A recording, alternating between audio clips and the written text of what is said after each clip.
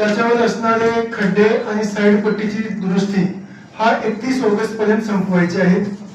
हा 31 ऑगस्टची जी डेडलाईन आहे त्याच्यामध्ये जर एकही दिवसाचा उशीर झाला तर जे कन्सर्न ऑथॉरिटीज आहे, कन्सर्न इंजिनियर्स आहे आणि कॉन्ट्रॅक्टर त्याला जबाबदार ठरला जाईल आणि त्याच्यावर कायदेशीर कारवाई सुद्धा इमिडिएटली केली जाते. मला विश्वास आहे की सर्व यंत्रणा आता कामावर लागलेली आहे. तर हा पहिला काम जे आहे ते आपलं वेळेवर संपून जातील. रोड व्यवस्थित झाले की त्याच्यानंतर जे मुख्य कारण आहे ज्याच्यामुळे मोठ्या प्रमाणावर ट्रॅफिक कोंडी होते त्याचं कारण हा आहे की चाकणमध्ये जाणारे खूप मोठ्या प्रमाणावर जे ट्रक्स आहे ते ट्रक जे आहे ते मेन रस्त्यावर लावतात आणि त्याच्यामुळे आपल्या रस्त्याची जी एक लाईन किंवा दोन लाईन जी आहे हा पार्किंग मध्ये संपून जाते.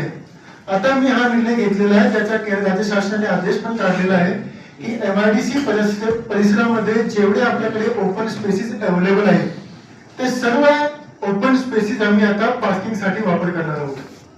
आणि शुक्रवारी पासून हा जे कंप्लीट परिसर आहे त्याच्यामध्ये कुठल्याही लोकेशन मध्ये रोडवर कोणत्याही गाडीला अगदी 2 व्हीलर पासून 4 व्हीलर पर्यंत कोणालाही रस्त्यावर पार्किंग करण्याची मुभा नसणार. आम्ही सर्व पार्किंग आता MIDCच्या आमच्याकडे जे ओपन स्पेसेस आहे प्रत्येक ठिकाणी अगदी तलेगाव पासून जे फेज 4 आहे आपलं बंडार डोंगर पर्यंत त्या ठिकाणी पर्यंत MIDC ची जागा आणि काही ठिकाणी आमचे जे गायरानचे प्लॉट आहे त्याची NOC आम्ही उपलब्ध करून दिलेली आहे. त्या ठिकाणी सर्व गाडी जी आहे ते आपली पार्किंग मध्येच लागतील आणि पार्किंगच्या बाहेर कुठलीही गाडी लागली तर त्याच्यामुळे जप्तीपासूनची सर्व कारवाई केली जातील.